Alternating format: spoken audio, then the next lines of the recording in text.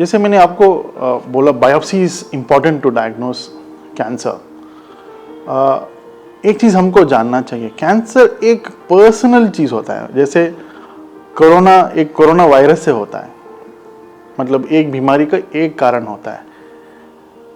तो ये कोरोना बीमारी बाहर से आता है, बाहर वायरस इन्फेक्शन से आता है, लेकिन कैंसर हमारा अंदर का बीमारी है, ये एक अपने अंदर से जन्मता है। तो हर एक आदमी का कैंसर का स्वभाव अलग होता है, जेनेटिक मेकअप अलग होता है। दो लंग कैंसर पेशेंट एकदम डिफरेंटली बिहेव कर सकते हैं, इसीलिए उसका जेनेटिक मेकअप जानना बहुत ज़रूरी है। उसके लिए एक टिश्यू बायोप्सी या लिक्विड बायोप्सी दोनों जब हम कर सकते हैं एक पेशेंट में, स्टार्टिंग से ही हम टिश्यू भी करेंगे, लिक्विड भी देखेंगे।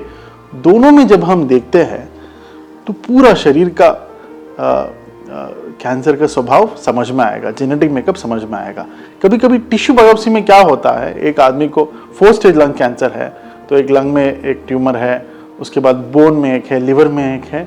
तो ये ट्यूमर अलग अलग जगह में अलग अलग बिहेवियर करता है, जैसे हम बोलते हैं हेटेरोजेनस डिसीज। तो ये हेटेरोजेनिटी को हमको समझने के लिए ढंग से ब्लड टेस्ट करने से कैंसर का सारा जेनेटिक मेकअप समझ में आएगा। इसीलिए जब भी कैंसर डायग्नोसिस होता है, अब ज़रूर आपका डॉक्टर को पूछिएगा कि मेरा टिश्यू का नेक्स्ट जनरेशन सीक्वेंसिंग या एनजीएस हुआ या नहीं हुआ है, और ब्लड टेस्ट करके लिक्विड बायोप्सी में भी एनजीएस हुआ या नहीं हुआ है। स्पेशली ये लंग कैंसर के लिए बड़ा इंपॉर्टेंट होता है। ये जब हम दोनों करते हैं तो कुछ कुछ म्यूटेशन टिश्यू में पकड़ता है, कुछ कुछ म्यूटेशन में पकड़, दोनों मिलके एक कॉम्प्लीमेंट्री टेस्ट होता है। इसीलिए liquid biopsy can be done right from the start of diagnosis.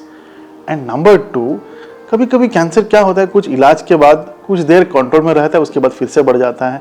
तो बार बार बायोप्सी करना एक इन्वेजिव प्रोसीजर होता है।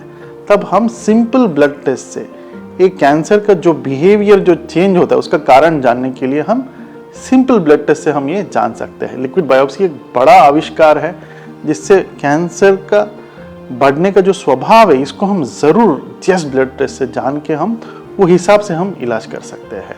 तो आई जस्ट वांट टू से cancer treatment is a personalized thing.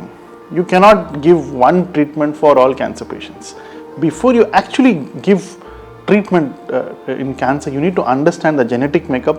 For that, a tissue biopsy and a liquid biopsy act complementary to each other.